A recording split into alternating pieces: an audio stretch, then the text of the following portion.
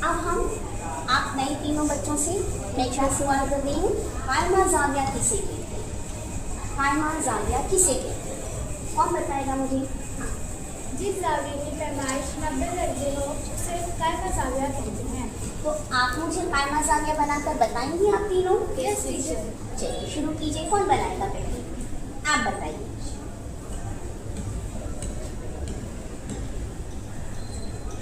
ये बगैर पैमाइश के बनाए हैं, लेकिन इन्होंने एकदम उमूद बनाया है, तो ये 90 दर्जे का है, ये कायमा जाविया। ठीक है, आप मुझे पैमाइश के साथ बनाकर बताएं।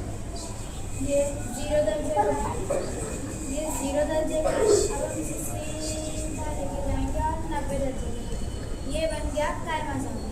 शाबाश, आप बताइए।